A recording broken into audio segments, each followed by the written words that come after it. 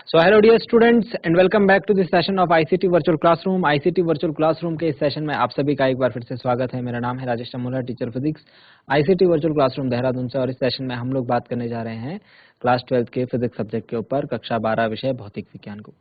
I hope आप सबके सब फिट फाइन हेल्दी होंगे, बिल्कुल रेडी होंगे क्लास के लिए और आप लोग अपनी सीट्स पर बैठ चुके होंगे।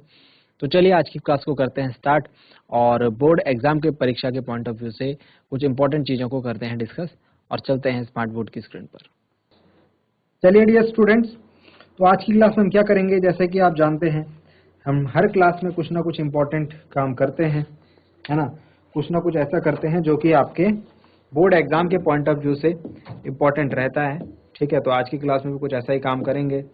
कुछ ऐसे क्वेश्चंस को देखेंगे जो कि पिछले आपकी बोर्ड एग्जाम की परीक्षाओं में आए हुए हैं, है ना। मिक्स क्वेश्चंस को हम देखेंगे और ये 2009 काफी पुराना पेपर लेके आया हूँ। 2009 के जो फिजिक्स का पेपर है ना, वो आपके सामने मैं लाया हूँ। ठीक है, और इसमें जो क्वेश्चंस आए हैं उसको हम डिस्कस करते हैं, कुछ इंपॉर्टेंट क्वेश्चंस और छोटे छोटे क्वेश्चन जो एक एक नंबर के क्वेश्चंस होते हैं, वहां से हम शुरुआत करते हैं। तो कुछ एक एक नंबर के क्वेश्चंस जो हैं वो आपके सामने मैं रख रहा हूँ। ठीक है, तो वन बाय वन क्वेश्चंस लिखेंगे, आंसर देंगे, क्योंकि ये कॉन्सेप्ट पर बेस्ड होते हैं।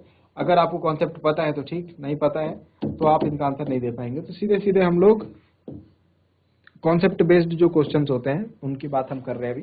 ठीक, तो पहला क्वेश्चन हमें दिया हुआ है जो कि एक न्यूमेरिकल है। यदि प्रकाश का कुछ 15-20 क्वेश्चंस को करने का हमारा टारगेट रहेगा आज का। ठीक है, 15 क्वेश्चंस अराउंड हम लोग आज की क्लास में करने की कोशिश करेंगे। यदि प्रकाश का वायु में वेग 3 × 10⁸ मीटर पर सेकेंड है, तो प्रकाश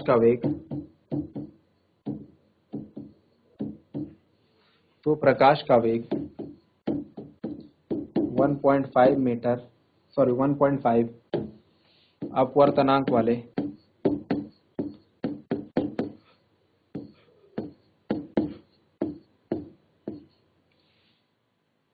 माध्यम में क्या होगा।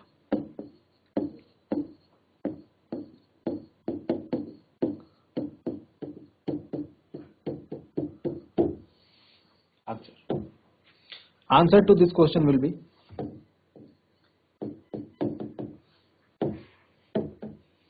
देखिए आपसे दिया हुआ है प्रकाश का वायु में वेग जो कि है 3 × 10⁸।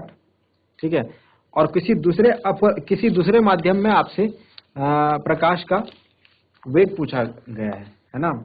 तो प्रकाश का माध्यम में वेग क्या होगा। ठीक है, प्रकाश का वेग क्वेश्चन थोड़ा करेक्ट कर लें। प्रकाश का वेग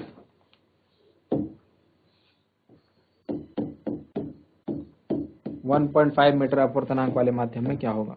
देखिए डियर स्टूडेंट्स, हमको यहाँ पर दिया हुआ है जो फॉर्मूला है वो हम जानते हैं, v = c/n होता है ना। जहाँ n हमारा होता है अपवर्तनांक, n क्या होता है अपवर्तनांक,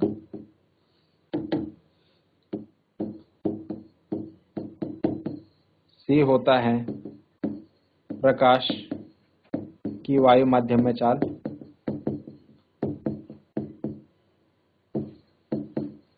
और v होता है किसी माध्यम में प्रकाश की चाल।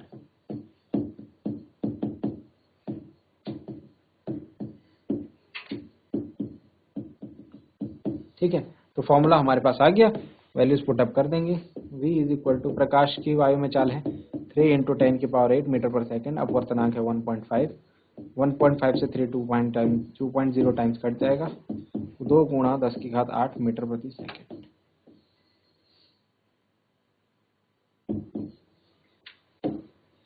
ठीक है, तो प्रकाश की जो चाल होगी वो होगी उस माध्यम में 2.0 × 10⁸ मीटर पर सेकेंड।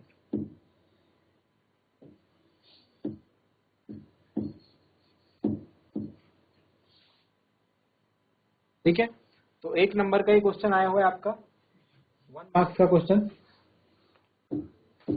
2009 के पेपर में, और देख रहे हैं आप कितना इजी क्वेश्चन है ना। चलिए लिख दिया सबने। फॉर्मूला याद रखना है, बस फॉर्मूला पे बेस्ड क्वेश्चन है, फॉर्मूला याद रहेगा तो क्वेश्चन इजीली हो जाएगा, कोई बहुत ज्यादा मुश्किल नहीं है। चलिए नेक्स्ट क्वेश्चन देखते हैं।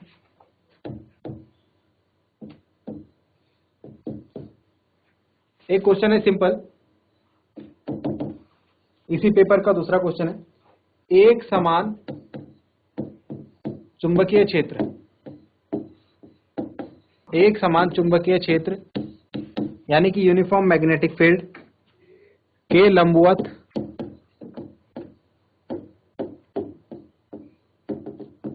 चलने वाले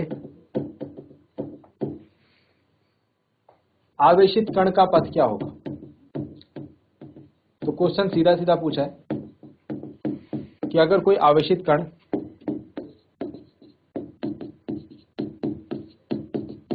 किसी एक समान चुंबकीय क्षेत्र में लंबवत प्रवेश करता है, ठीक है, एक समान चुंबकीय क्षेत्र है, उसमें लंबवत कोई आवेशित कण जा रहा है, तो वो कैसा रास्ता अपना लेगा। तो ये हम जानते हैं, ये वृत्ताकार रास्ता जो है, इसका सर्कुलर पाथ जो है ये अपना लेगा।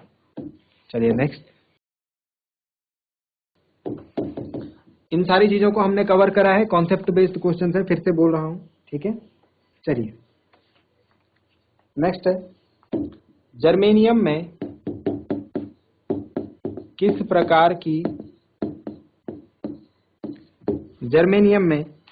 प्रकार की अशुद्धि मिलाने पर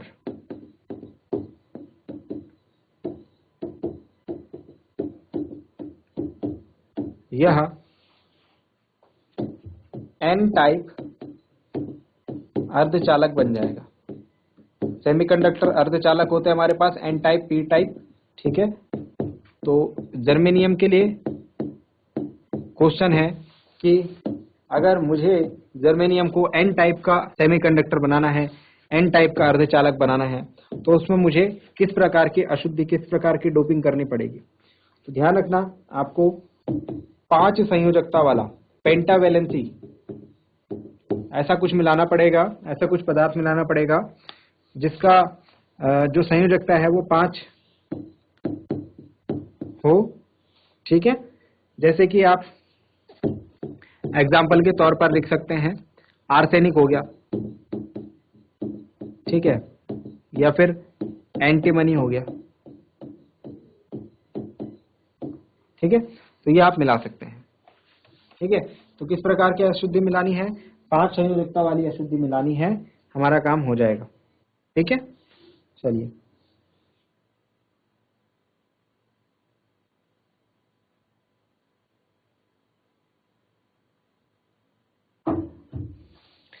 नेक्स्ट क्वेश्चन लिखते हैं।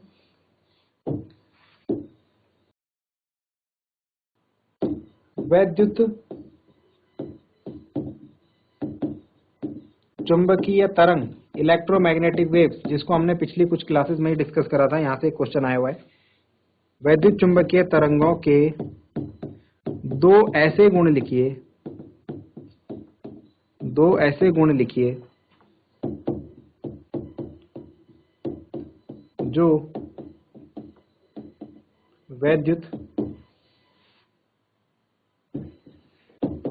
चुंबकीय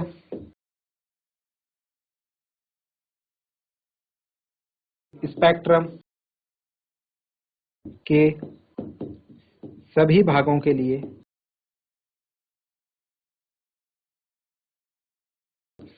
के लिए मान्य हो। तो किसी एक स्पेसिफिक पार्ट के लिए नहीं, सभी पार्ट्स के लिए वो वैलिड होने चाहिए। ऐसे हमको 2 गुण लिखने हैं। आप जानते हैं विद्युत चुंबकीय तरंगे जो है, या विद्युत चुंबकीय स्पेक्ट्रम जो है, वो काफी सारी डिफरेंट वेव्स से मिलकर बना होता है। जैसे रेडियो वेव्स हो गई, माइक्रोवेव्स हो गई, है ना, अल्ट्रावायलेट हो गई, विजिबल रेज हो गई, तो इन सब से मिलकर। लेकिन हर एक जो स्पेक्ट्रम का हर एक भाग है, हर एक तरंग है, सबके अलग अलग गुण तो होते हैं, लेकिन कुछ गुण ऐसे हैं जो कि पूरे स्पेक्ट्रम में सभी तरंगों के समान होते हैं, उनकी बात करी जा रही है। तो पहली बात तो यह है कि अनुप्रस्थ तरंगें होती हैं। ये तरंगें कैसी तरंगें होती हैं कि ये अनुप्रस्थ तरंगें होती है सारी की सारी, ठीक है। सेकंड पॉइंट इज तरंग गति में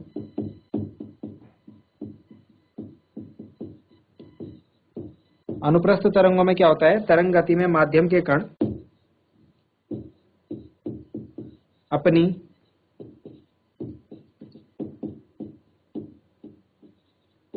साम्यावस्था के दोनों ओर कंपन करते हैं।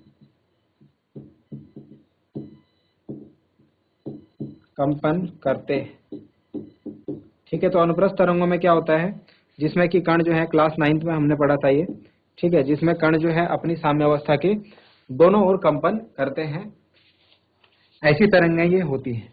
चलिए एक और इंपॉर्टेंट क्वेश्चन में से एक देखिए, क्वेश्चन जो है इसी टाइप के आते हैं आपके पास, ठीक है, 1 मार्क्स में। और ऐसे नहीं बोल रहा हूँ कि एग्जैक्टली यही क्वेश्चन आएगा, इसके आजू बाजू से कोई क्वेश्चन पूछे जा सकते हैं, ठीक है, तो इस तरीके से आप तैयार रखें। एक बहुत ही अच्छा क्वेश्चन है, और गेट का लॉजिक चिन्ह बनाइए, लॉजिक टेबल, ठीक है, आ सकता है इस बार भी क्वेश्चन, इनकेस अगर सिलेबस में है, I will have to check syllabus once, आ सकता है क्वेश्चन, ठीक है, अगर होगा सिलेबस में तो। और गेट का लॉजिक चिन्ह बनाइए तथा इसका ट्रुथ टेबल दीजिए।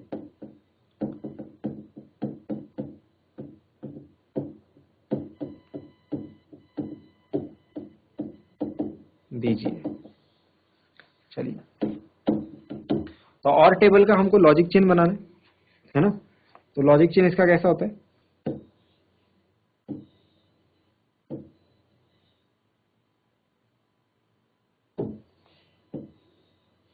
ठीक, कुछ इस टाइप का होता है।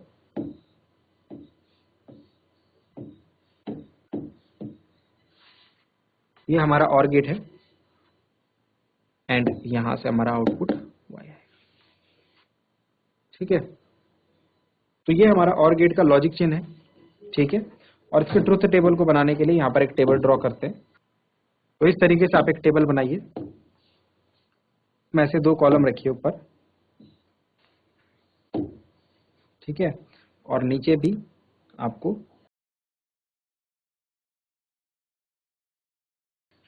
2 कॉलम्स रखने हैं। ऊपर लिखेंगे जो निवेशी, जो इनपुट दिया जाता है, ठीक है, ए के लिए क्या दिया जाएगा, बी के लिए क्या दिया जाएगा, और यहां पर आएगा निर्गत, और इस तरफ आएगा निर्गत, ठीक, यानी आउटपुट। तो यहां यदि 0 दिया गया, यहां 0 दिया गया, तो यहां आएगा 0, यहां 0 दिया गया, यहां 1 दिया गया, तो यहां आएगा 1, और बाकी सारे केसेस में अगर 1 रहेगा तो आंसर 1 आएगा, ठीक है। तो इसकी ट्रुथ टेबल जो है ये बनाने को आ सकती है। और गेट, ये हमारे पास और गेट है, इसके अलावा एंड गेट और नॉर गेट भी शायद आ सकता है, ठीक है। और गेट एंड गेट को तो जरूर पढ़ के जाना है, नोट डाउन कर लिया होगा आई थिंक। चलो नेक्स्ट क्वेश्चन देखते हैं। क्वेश्चन का आंसर करेंगे सभी डियर स्टूडेंट्स, आई होप कुछ बच्चे इस क्वेश्चन का आंसर कर पाए। 90 थोरियम 234, थोरियम दे रखा है आपको, थोरियम का आपको एटॉमिक नंबर और मास नंबर बता रखा है, ठीक है। 90 is atomic number and 234 is mass number, जानते हैं ना, परमाणु संख्या और द्रव्यमान संख्या इस तरीके से लिखते हैं। क्वेश्चन ये है कि इसके नाभिक में से एक बीटा कण के उत्सर्जन के बाद, एक बीटा कण के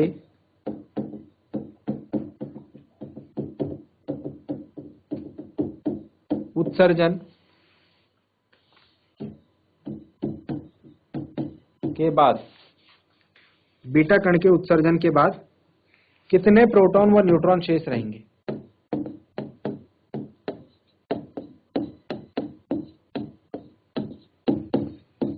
कितने प्रोटॉन व न्यूट्रॉन शेष रहेंगे, आंसर तो जान रहे हैं आप, क्वेश्चन में हमसे बोला गया है थोरियम के नाभिक में से एक बीटा कण निकाल लेना है। ठीक है, तो बीटा कण निकालने के बाद हमने क्या बोला, ठीक है, 90 थोरियम 234 नाभिक में से एक बीटा कण के उत्सर्जन के बाद कितने प्रोटॉन व न्यूट्रॉन शेष रहेंगे। तो परमाणु क्रमांक में 1 की वृद्धि हो जाती है, आप जानते हैं परमाणु क्रमांक में क्या हो जाएगा, 1 की वृद्धि हो जाएगी, यानी कि परमाणु क्रमांक कितना हो जाएगा, 90 प्लस 1 91 हो जाएगा। कितना हो जाएगा, 91 हो जाएगा। प्रोटॉन की संख्या बढ़ जाएगी, है ना। परमाणु क्रमांक किससे निकालते हैं हम, प्रोटॉनों की संख्या से।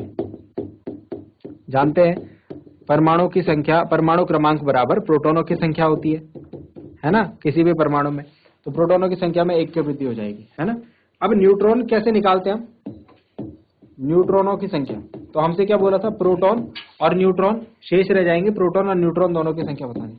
तो प्रोटॉन तो 91 हो गए, है ना। अब न्यूट्रॉन कितने हो जाएंगे, न्यूट्रॉनों की संख्या को कैसे निकालते हैं, न्यूट्रॉनों की संख्या को निकालने के लिए हम क्या करते हैं, मास नंबर में से माइनस कर देते हैं प्रोटॉनों की संख्या। ठीक है, द्रव्यमान संख्या में से प्रोटॉनों की संख्या को माइनस कर देते हैं। तो ये निकल के आएगा 143। This is the answer. यानी न्यूट्रॉनों की संख्या कितनी रह जाएगी, न्यूट्रॉनों की संख्या रह जाएगी हमारी 91 एंड सॉरी प्रोटॉनों की संख्या रह जाएगी 91, प्रोटॉनों की संख्या 91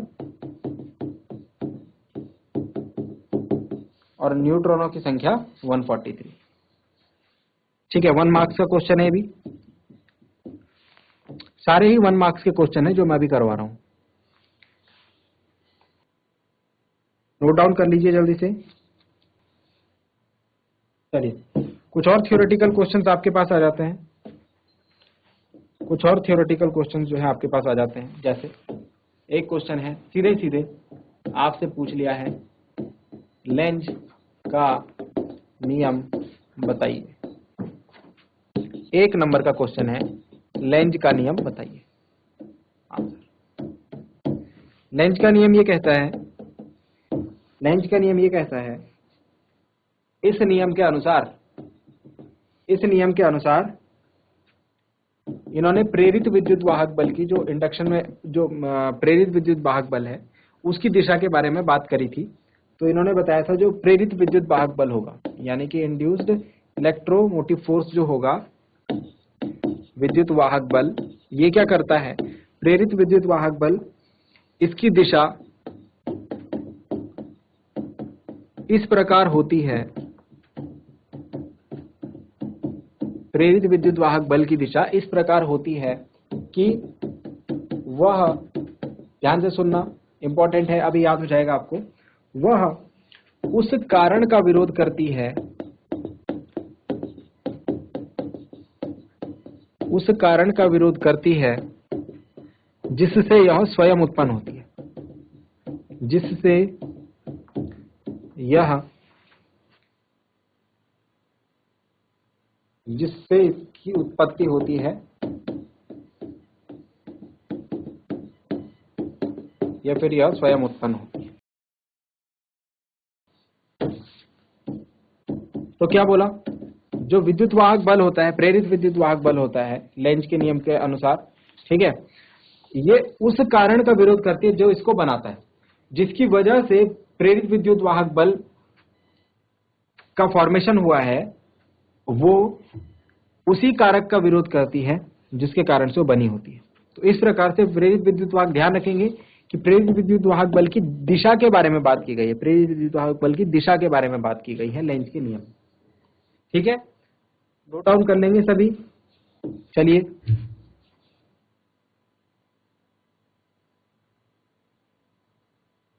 अच्छा, एक इंपॉर्टेंट क्वेश्चन है, इंटरेस्टिंग क्वेश्चन, इस तरीके का क्वेश्चन भी पूछा गया है। ये क्वेश्चन में थोड़ा दिमाग लगाइए। समतल कांच की फोकस, अब इस तरीके के क्वेश्चन आपको बुक में देखने को नहीं मिलते हैं, ठीक है, ये आपसे जस्ट आपके कॉन्सेप्ट अंडरस्टैंडिंग पे पूछ ले जाते हैं। तो समतल कांच की प्लेट है एक, उसकी फोकस दूरी तथा क्षमता बताइए।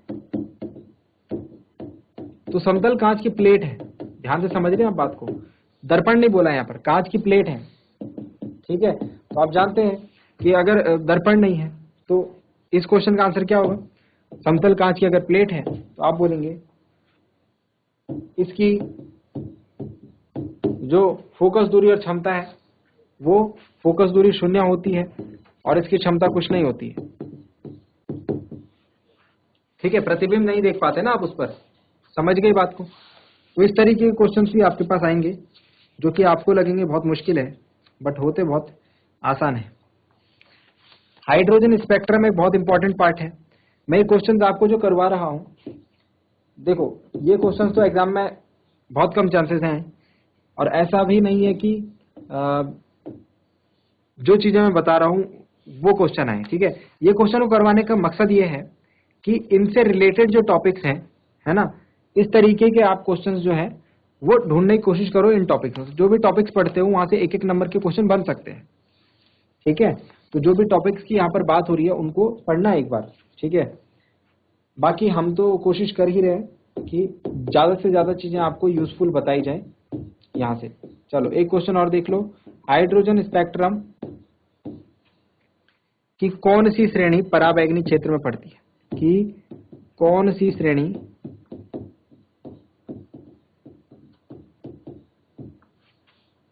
पराबैंगनी क्षेत्र में पड़ती है।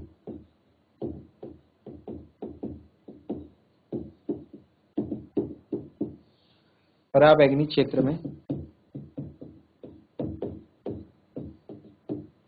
पड़ती है।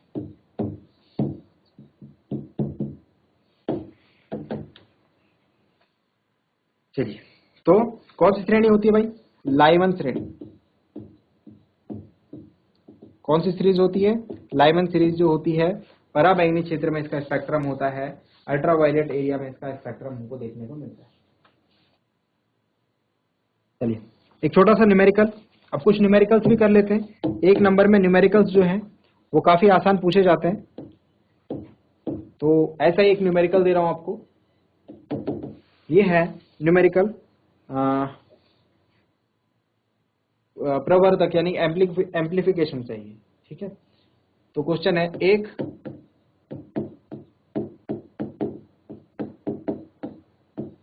ट्रांजिस्टर प्रवर्धक, ट्रांजिस्टर एम्पलीफायर, ठीक है, के लिए बीटा इज इक्वल टू 62, ठीक है। बीटा जो है 62 दे रखा है, आर एल हमको दे रखा है 5000 ओम, तथा निवेशी प्रतिरोध आर आई हमको दे रखा है 500 ओम है। इसका वोल्टेज एम्प्लीफिकेशन निकालना है, इसका वोल्टेज प्रवर्धक ज्ञात कीजिए।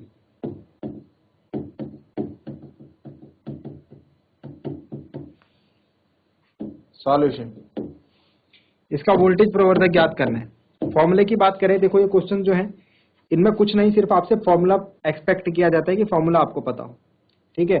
जो फॉर्मूला होता है वोल्टेज एम्प्लीफिकेशन का वो होता है beta into R L upon are आई। तो फॉर्मूला मैंने आपको बताया, आर एल आर आई और बीटा की वैल्यू दे रखी है क्वेश्चन में, जरा जल्दी से आंसर निकाल के बताएंगे। बीटा की वैल्यू है 62, आर एल इज 5000 ओम और आर आई हमें दिया हुआ है 500 ओम। तो voltage amplification A B 62 into 5000 upon 500, so 10, तो कितना आ गया भाई 620। वोल्टेज एम्प्लीफिकेशन इज 620, ठीक है। चलिए एक और न्यूमेरिकल कर लेते हैं, ये भी छोटा सा न्यूमेरिकल है, 1 मार्क्स में ही पूछा गया है। इसका आंसर भी आप लोग बताएंगे, मैं आपको फॉर्मूला बता दूं। क्वेश्चन क्या है, क्वेश्चन नोट डाउन कीजिए। एक इलेक्ट्रॉन वृत्ताकार कक्षा में, एक इलेक्ट्रॉन वृत्ताकार कक्षा में 6 × 10⁻15 बार प्रति सेकंड घूमता है। 1 सेकंड में इतने बार घूम जाता है।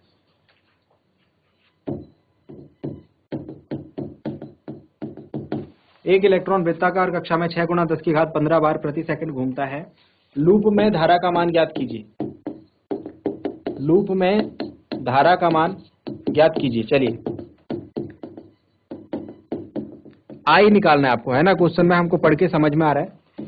तो क्वेश्चन का सॉल्यूशन इस प्रकार से होगा। मैं वैल्यूज बता देता हूं आपको, आप आंसर रख के वैल्यूज रख के आंसर निकालिए। हमें दिया हुआ है कितने प्रति सेकंड, जो कितने चक्कर लगा रहा है उसको हम कहते हैं n, 6 × 10⁻15 प्रति सेकंड। ठीक है। समय हमें 1 सेकंड का दिया हुआ है, 1 सेकंड के हिसाब से ही बात की गई है। ठीक है, प्रति सेकंड। अगर कुछ टाइम होता तो हमको दिया रहता 10 सेकंड 20 सेकंड, है ना। तो प्रति सेकंड की बात हो रही है, मतलब समय 1 सेकंड है। और आवेश आप जानते हैं Q = कितना होता है, इलेक्ट्रॉन पर कितना आवेश होता है, 1.6 × 10⁻19 कूलम। फॉर्मूला इसमें जो लगेगा, हमें I निकालना है। हमें क्या निकालना है, I निकालना है। तो इसमें जो फॉर्मूला लगेगा उसको किस तरीके से आपको समझना है। देखो, हमारे पास फॉर्मूला होता है Q = NE, ठीक है। और I बराबर क्या होता है, Q/T होता है ना। तो यहां से आप Q की जगह पर NE रख दो।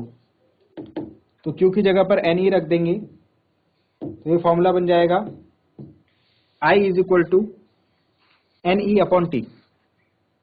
तो E is actually this fundamental charge, जिसको मैंने यहां पर Q लिखा है, ये। ठीक है। तो चलिए फॉर्मूले में वैल्यू पुट कीजिए और आंसर निकालिए। n की वैल्यू रखिए 6 × 10⁻15, E की वैल्यू रखिए 1.6 × 10⁻19 और T की वैल्यू रखेंगे 1। तो कैलकुलेशन कुछ इस प्रकार से आ रही होगी आपकी, 6 × 10⁻15 इंटू 1.6 × 10⁻19। इसे फर्दर कैलकुलेट करेंगे तो 16 6 96 और 10⁻4, है ना, एम्पियर। सो उम्मीद करता हूं आपको जो बातें बताई गई डियर स्टूडेंट्स वो समझ में आई होंगी, आपको इंटरेस्टिंग लगी होंगी और आपने ध्यान दिया होगा। साथ ही साथ ये भी उम्मीद करता हूं घर से आप इन चीजों को एक बार रिवाइज करके जरूर लाएंगे।